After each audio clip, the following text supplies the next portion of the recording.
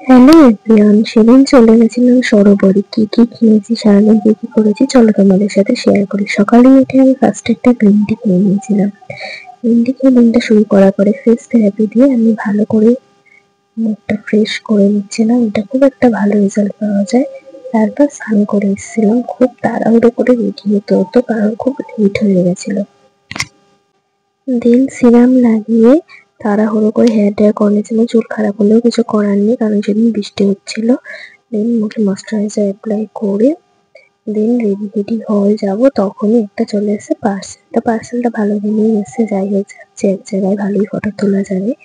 দেন আমি ব্রেকফাস্ট করে নিয়ে রেডি হয়ে গেছি পুরোটাই, যদিও চুলটা ওরম রাখিনি। দেন বেরিয়ে পড়েছি। দেখো, সরোবর তো তোমরা শুনে নাও আমার ভয়েসটা। দেন আমি সবকিছু তোমাদের দেখাবো, চলো কি কি করেছি, কোথায় গেছি। কিন্তু আকাশের অবস্থা খুব খারাপ ছিল, কিন্তু এক ফোঁটা বৃষ্টি হয়নি, এটাই ভালো। আমার কেমন লাগছে তোমরা জানিও অবশ্যই। এই দেখো কি সুন্দর না। দেন ফটো, ভিডিও, রিল এগুলো তো বানতেই হয়, তো এগুলো করছিলাম। দেন ওদিকে একটু যাবো বলে বায়না করছিলাম, তো ক্যাফেতে গেছিলাম। দেন ক্যালকাটা ক্যাফে 27, তোমরা সবাই জানো খুব ভালো কম্বো পাওয়া যায়, সবাই যেও।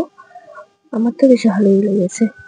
তো ক্যাপুচিনো আর ললিপপ নিয়েছিলাম, খুব ভালো ছিল, টেস্ট খুব ভালো ছিল। কোয়ান্টিটির থেকে আমার টেস্ট বেশি ভালো লেগেছে সব কটা। কোয়ান্টিটি ঠিকই আছে দাম অনুযায়ী। দেন লাস্ট আইসক্রিম খেয়ে দিনটা শেষ করলাম। Bye bye.